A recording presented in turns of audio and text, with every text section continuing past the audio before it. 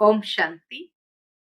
आज 30 अप्रैल 2021 की मधुर महावाक्य है और आज की मुरली में गीत बजा है, भोलेनाथ से निराला और कोई नहीं, ऐसी बिगड़ी को बनाने वाला कोई नहीं।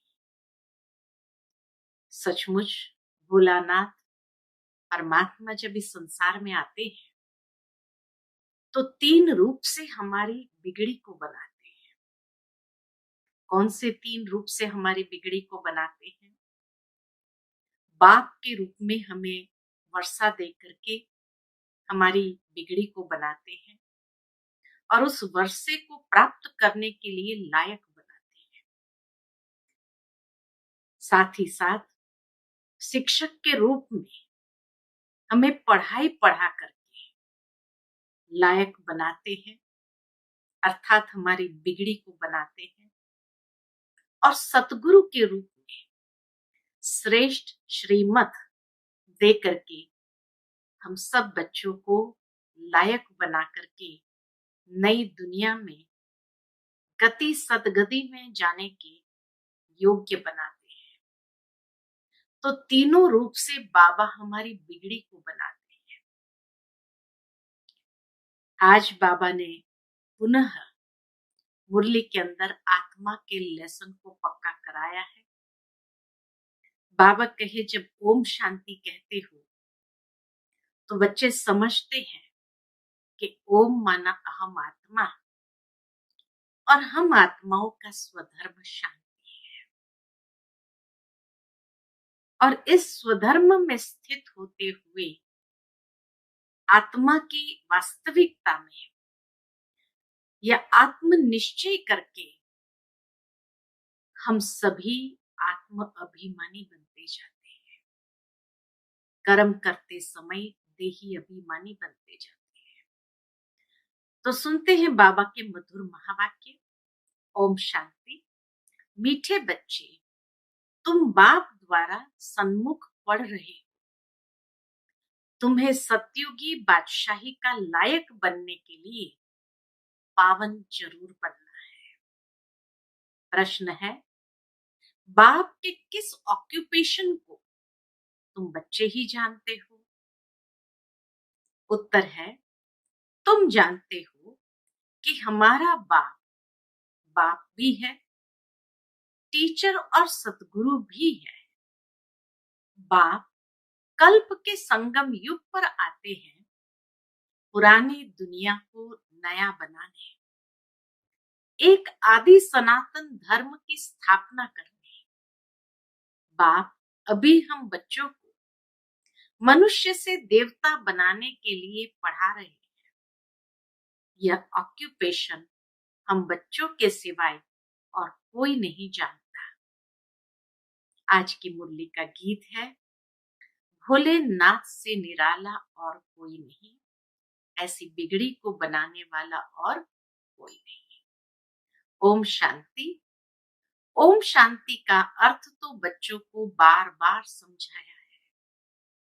ओम माना मैं आत्मा हूं और मेरा ये शरीर है। शरीर भी कह सकता है कि मेरी यह आत्मा है। जैसे शिव बाबा कहते हैं तुम मेरे हो, बच्चे कहते हैं बाबा आप हमारे हो। वैसे आत्मा भी कहती है मेरा शरीर, शरीर कहेगा मेरी आत्मा। अभी आत्मा जानती है मैं अविनाशी। तो आत्मा का लेसन पुनः पक्का करा रहे बाबा। आत्मा जानती है मैं अविनाशी हूं। आत्मा बिगर शरीर कुछ कर न सके। शरीर तो है, कहते हैं मेरी आत्मा को तकलीफ नहीं देना। कई लोग कहते हैं मेरी आत्मा को तकलीफ नहीं देना। मेरी आत्मा पापात्मा है व मेरी आत्मा पुण्यात्मा है। तुम जानते हो मेरी आत्मा सतयुग में पुण्य आत्मा थी। आत्मा खुद भी कहेगी, क्या कहेगी? मैं सतयुग में सतो प्रधान अथवा सच्चा सोना थी। सोना है नहीं, सतो प्रधान को सोना कहा जाता। सोना एक्चुअल में आत्मा है नहीं, एक मिसाल दिया जाता है। हमारी आत्मा पवित्र थी। सोना थी भावार्थ है कि हमारी आत्मा इतनी पवित्र थी, गोल्डन एजेड थी। अभी तो कहते हैं इम्प्योर। दुनिया वाले ये नहीं जानते। तुमको तो श्रीमत मिलती है, तुम अब जानते हो हमारी आत्मा सतो प्रधान थी, अब तमो प्रधान बनी है। हर एक चीज ऐसे होती है, हर एक चीज सतो प्रधान से सतो रजो तमो में और तमो प्रधानता में जरूर आती है। बाल, युवा, वृद्ध, हर चीज नए से पुरानी जरूर होती है। दुनिया भी पहले गोल्डन एजेड सतो प्रधान थी, फिर तमो प्रधान आयरन एजेड है, तभी दुखी है। तभी तो बाबा कहे दुखी है। सतो प्रधान माना सुधरी हुई, तमो प्रधान माना बिगड़ी हुई। तब तो बाबा को आना पड़ता है ऐसी बिगड़ी को बनाने के लिए। गीत में भी कहते हैं बिगड़ी को बनाने वाले। पुरानी दुनिया बिगड़ी हुई है क्योंकि रावण राज्य है और सभी पतित है। सतयुग में सब पावन थे, उनको न्यू वाइसलेस वर्ल्ड कहा जाता है। यह है ओल्ड विशस वर्ल्ड। अब कलयुग आयरन एजेड है। ये तो जरूर है कि इस समय कहेंगे कलयुग आयरन एज है। यह सब बातें कोई स्कूल कॉलेज में नहीं पढ़ाई जाती है। भगवान आकर पढ़ाते हैं और राजयोग सिखाते हैं। गीता में लिखा हुआ है, क्या लिखा है गीता में? भगवान वाच श्रीमद् भगवत गीता। श्रीमत माना श्रेष्ठ मत, श्रेष्ठ ते श्रेष्ठ, ऊंच ते ऊंच भगवान है। उनका नाम एक्यूरेट शिव है। रुद्र जयंती व रुद्र रात्रि कभी नहीं सुना होगा। रुद्र जयंती या रुद्र रात्रि कभी नहीं सुना होगा। शिव जयंती शिवरात्रि कहते हैं। शिवरात्रि कहते हैं। शिव तो निराकार है। अब निराकार की रात्रि व जयंती कैसे मनाई जाए? कृष्ण की जयंती तो ठीक है, फलाने का बच्चा है, उनकी तिथि तारीख दिखाते हैं। शिव के लिए तो कोई जानते नहीं कि कब पैदा हुआ। यह तो जानना चाहिए ना। अब तुमको समझ मिली है कि श्री कृष्ण ने सतयुग आदि में कैसे जन्म लिया। तुम कहेंगे उनको तो 5000 वर्ष हुए। श्री कृष्ण ने जन्म लिया, उनको तो 5000 वर्ष हुए। वह भी कहते हैं, कौन? क्रिश्चियंस भी कहते हैं क्राइस्ट से 3000 वर्ष पहले भारत पैराडाइज था। इस्लामियों के आगे चंद्रवंशी, उनके आगे सूर्यवंशी थे। शास्त्रों में सतयुग को लाखों वर्ष दे दिए हैं। गीता है मुख्य। गीता से ही देवी देवता धर्म स्थापन हुआ। वह सतयुग त्रेता तक चला। वह देवता धर्म सतयुग त्रेता तक चला, अर्थात गीता शास्त्र से आदि सनातन देवी देवता धर्म की स्थापना परम पिता परमात्मा ने की।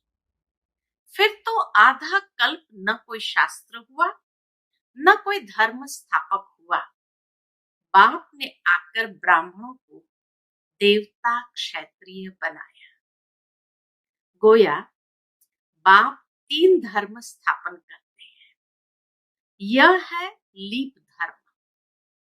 इनकी आयु थोड़ी रहती है, संगम की आयु थोड़ी रहती है। तो सर्वशास्त्र में शिरोमणि गीता भगवान ने गाई है, बाप पुनर्जन्म में नहीं आते हैं, जन्म है परंतु बाप कहते हैं मैं गर्भ में नहीं आता, मेरी पालना नहीं होती। सतयुग में भी जो बच्चे होते हैं वह गर्भ महल में रहते हैं। रावण राज्य में गर्भ जेल में आना पड़ता है।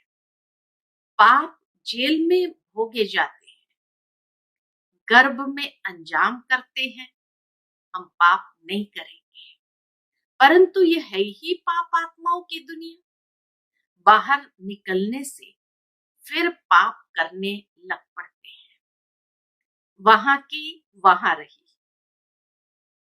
यहां भी बहुत प्रतिज्ञा करते हैं, हम पाप नहीं करेंगे, एक दो पर काम कटारी नहीं चलाएंगे, क्योंकि यह विकार आदि मध्य अंत दुख देता है।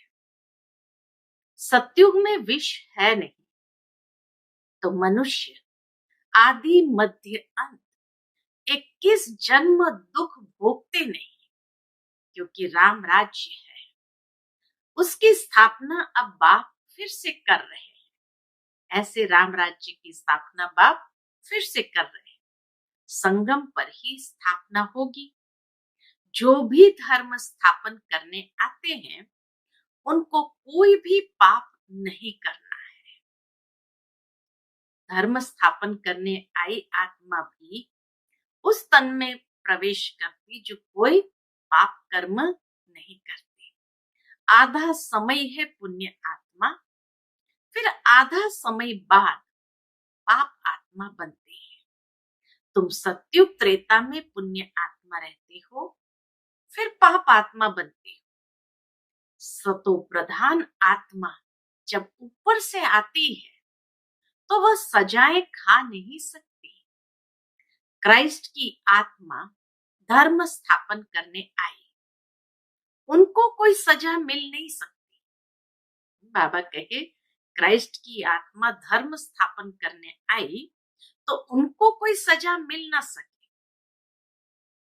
कहते हैं क्राइस्ट को क्रॉस पर चढ़ाया, परंतु उनकी आत्मा ने कोई विकर्म आदि किया ही नहीं है, इसलिए वो दुख दर्द क्राइस्ट की आत्मा नहीं भोगती है।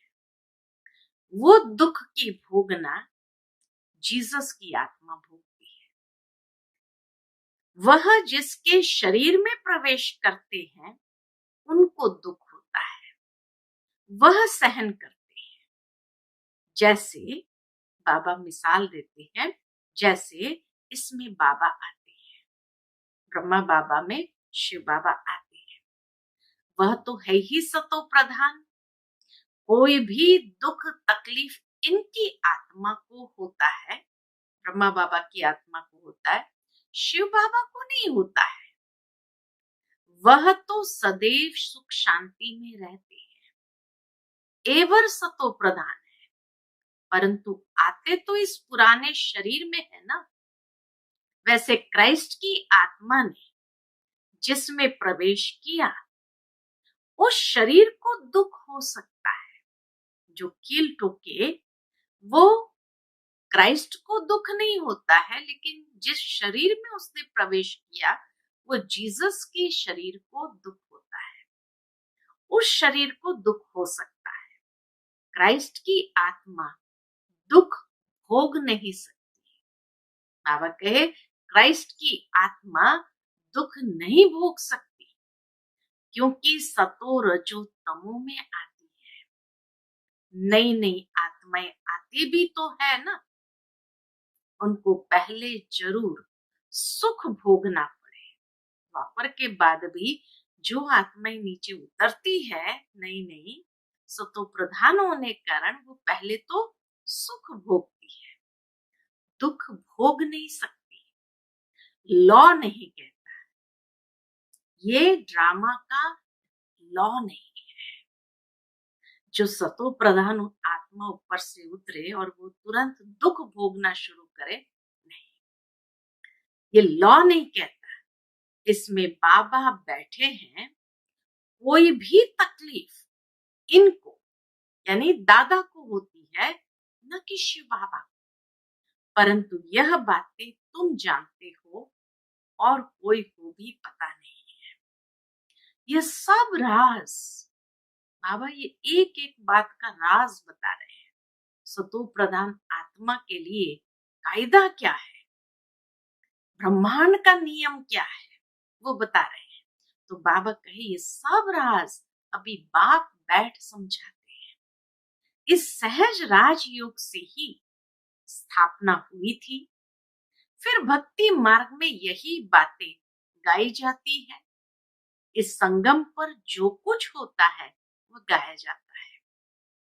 भक्ति मार्ग शुरू होता है तो फिर शिव बाबा की पूजा होती है। पहले पहले भक्ति कौन करता है?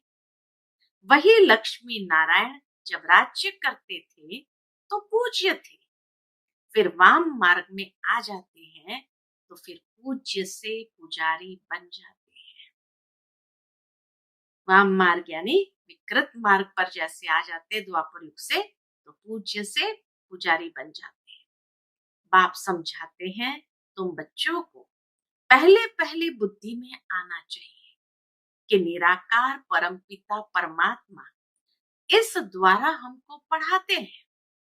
ऐसी और कोई जगह सारे वर्ल्ड में हो न सके कि परमात्मा जहां आकर के पढ़ाते हो। ऐसा बाबा कहे सारे वर्ल्ड में और कोई जगह हो न सके जहां ऐसे समझाते हो। बाप ही आकर भारत को फिर से स्वर्ग का वर्षा देते हैं। त्रिमूर्ति के नीचे लिखा हुआ है DT world sovereignty is your god fatherly birthright. अर्थात ये नई दुनिया का जो देवताई साम्राज्य है, ये हमारा परमात्मा के द्वारा दिया गया जन्म सिद्ध अधिकार है। शिव बाबा आकर तुम बच्चों को स्वर्ग की बादशाही का वर्षा दे रहे हैं, अर्थात लायक बना रहे हैं। तुम जानते हो बाबा हमको लायक बना रहे हैं। हम पतित थे ना, पावन बन जाएंगे, फिर ये शरीर नहीं रहेगा। रावण द्वारा हम पतित बने हैं, फिर परमपिता परमात्मा पावन बनाए, पावन दुनिया का मालिक बनाते हैं। वही ज्ञान का सागर पतित पावन है। यह निराकार बाबा हमको पढ़ा रहे हैं। सब तो इकट्ठा नहीं पढ़ सकते, धीरे धीरे जैसे जैसे आवाज फैलेगा वैसे वैसे पढ़ते जाएंगे। सन्मुख तुम थोड़े बैठे हो, बाकी सब बच्चे जानते हैं। अभी शिव बाबा ब्रह्मा के तन में बैठ सृष्टि के आदि मध्य अंत का नॉलेज सुनाते होंगे। हर एक अपने अपने स्थान पर बैठ करके ये समझते हैं। वह मुरली लिखत द्वारा आएगी जो शिव बाबा समझाते हैं ब्रह्मा मुख के द्वारा। वह मुरली लिखत द्वारा आएगी और सत्संगों में ऐसा थोड़ी समझेंगे। आजकल टेप मशीन भी निकली है, इसलिए भरकर भेज देते हैं। वह कहेंगे फलाने नाम वाला गुरु सुनाते हैं। दुनिया में कहेंगे फलाने नाम वाला गुरु सुनाते हैं। बुद्धि में मनुष्य ही रहता है। यहाँ तो वह बात है नहीं। यहाँ क्या समझते? परमात्मा मुरली सुनाते हैं। यह तो निराकार बाप नॉलेजफुल है। मनुष्य को नॉलेजफुल नहीं कहा जाता। मनुष्य को नॉलेजफुल नहीं कहा जाता। गाते हैं God father is knowledgeful, peaceful, blissful, तो उनका वर्षा भी चाहिए ना। तो बाबा आकर लायक बना करके ये वर्षा हमें संगम पर देते हैं, नॉलेज का, पीस का, ब्लिस का। उनमें जो गुण है वह बच्चों को मिलने चाहिए, अभी मिल रहे हैं। गुणों को धारण कर हम ऐसे लक्ष्मी नारायण बन रहे हैं। सब तो राजा रानी नहीं बनेंगे। गाया जाता है राजा रानी वजीर, वहां वजीर भी नहीं रहता। महाराजा महारानी में पावर रहती है। जब विकारी बनते हैं तब वजीर आदि होते हैं। आगे मिनिस्टर आदि भी नहीं थे। वहां तो एक राजा रानी का राज्य चलता था। उनको वजीर की क्या दरकार, राय लेने की दरकार नहीं, जबकि खुद मालिक है। यह है हिस्ट्री ज्योग्राफी। परंतु पहले पहले तो उठते बैठते ये बुद्धि में आना चाहिए कि हमको बाप पढ़ाते हैं, योग सिखाते हैं, याद की यात्रा पर रहना है। अभी नाटक पूरा होता है। हम बिल्कुल पतित बन गए हैं क्योंकि विकार में जाते हैं, इसलिए पापात्मा कहा जाता है। सतयुग में पापात्मा नहीं होते, वहां है पुण्यात्मा। सतयुग में पापात्मा नहीं होते, वहां है पुण्यात्माएं। वह है प्रारब्ध जिसके लिए तुम अभी पुरुषार्थ कर रहे हो। तुम्हारी है याद की यात्रा, जिसको भारत का योग कहते हैं। तो टीचर बनकर लायक बनाते हैं, योग सिखाते हैं, परंतु अर्थ तो नहीं समझते कि योग अर्थात याद, जिससे विकर्म विनाश होते हैं। फिर ये शरीर छोड़ घर चले जाएंगे। उसको स्वीट होम कहा जाता है। आत्मा कहती है हम उस शांति धाम के रहवासी हैं। हम वहां से नंगे अर्थात अशरीरी आए हैं।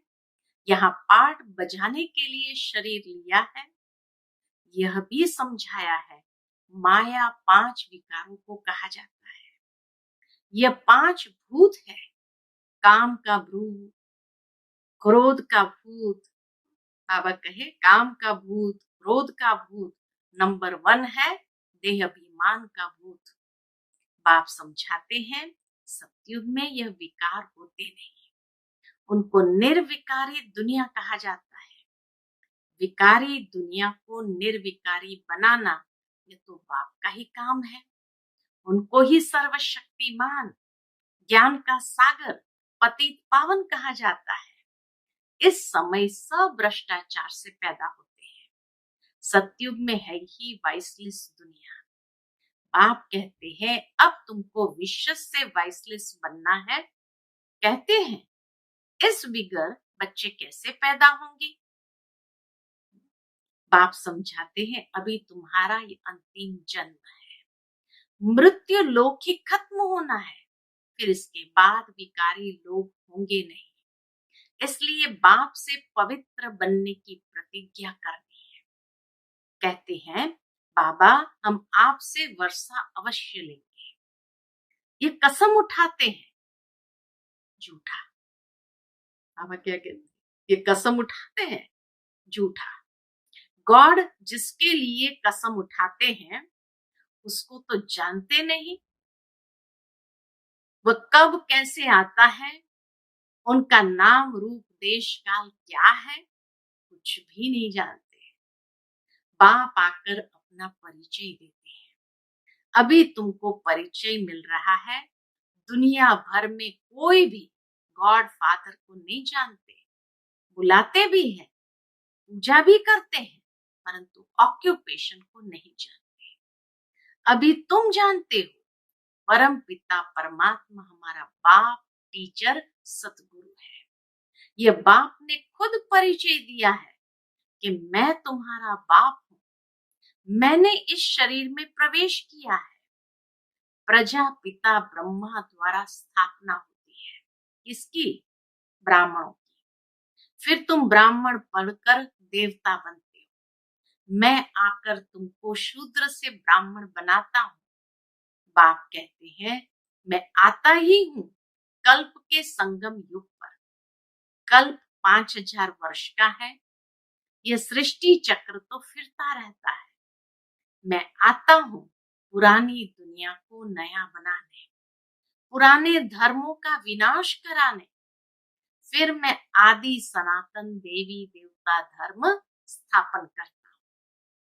बच्चों को पढ़ाता हूँ, फिर तुम पढ़कर 21 जन्म के लिए मनुष्य से देवता बन जाते हो। देवताएं तो सूर्यवंशी, चंद्रवंशी, प्रजा सब है। बाकी पुरुषार्थ अनुसार ऊंच पद पाएंगे। अभी तो जितना पुरुषार्थ करेंगे वही कल्प कल्प चलेगा। समझते हैं, कल्प कल्प ऐसा पुरुषार्थ करते हैं, ऐसा ही पद जाकर पाएंगे। यह तुम बच्चों की बुद्धि में है कि हमको निराकार भगवान पढ़ाते हैं। उनको याद करने से ही विकर्म विनाश होंगे।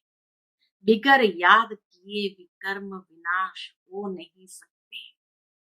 मनुष्य को यह भी पता नहीं कि हम कितने जन्म लेते हैं। शास्त्र में कोई ने गपोड़ा लगा दिया, 84 लाख जन्म। अभी तुम जानते हो 84 जन्म है। यह अंत का जन्म है, फिर हमको स्वर्ग में जाना है। पहले मूल वतन में जाकर फिर स्वर्ग में आएंगे। अच्छा, मीठे मीठे सिकिलदे बच्चों प्रति माता पिता बाप दादा का याद प्यार और गुड मॉर्निंग। रूहानी बाप की रूहानी बच्चों को नमस्ते। हम सब रूहानी बच्चों की रूहानी माता पिता बाप दादा को याद प्यार, गुड मॉर्निंग और नमस्ते नमस्ते। शुक्रिया बाबा, शुक्रिया। आज की मुरली से धारणा के लिए मुख्य सार। पहली पॉइंट, बाप से जो पवित्र बनने की प्रतिज्ञा की है उस पर पक्का रहना है, झूठा वायदा नहीं करना है। काम क्रोध आदि भूतों पर विजय अवश्य प्राप्त करनी है। दूसरी पॉइंट, चलते फिरते हर कार्य करते पढ़ाने वाले बाप को याद रखना है। अब नाटक पूरा हो रहा है, इसीलिए इस अंतिम जन्म में पवित्र जरूर बनना है। आज का बाबा का मधुर वरदान है, एक लगन, एक भरोसा, एक रस अवस्था द्वारा सदा निर्विघ्न बनने वाले निवारण स्वरूप भव। एक लगन, एक भरोसा, एक रस अवस्था द्वारा सदा निर्विघ्न बनने वाले निवारण स्वरूप भव। सदा एक बाप की लगन, बाप के कर्तव्य की लगन में ऐसे मगन रहो जो संसार में कोई भी वस्तु या व्यक्ति है, कोई भी वस्तु या व्यक्ति है भी, ये अनुभवी न हो। ऐसे एक लगन, एक भरोसे में, एक रस अवस्था में रहने वाले बच्चे सदा निर्विघ्न बन चढ़ती कला का अनुभव करते हैं। वे कारण को परिवर्तन कर निवारण रूप बना देते हैं। कारण को देख कमजोर नहीं बनते, निवारण स्वरूप बन जाते हैं। आज का स्लोगन है, अशरीरी बनना वायरलेस सेट है। वॉइसलेस बनना वायरलेस सेट की सेटिंग है। अशरीरी बनना वायरलेस सेट है। अशरीरी ही वायरलेस सेट है। वॉइसलेस बनना वायरलेस सेट की सेटिंग है। अच्छा, ओम शांति।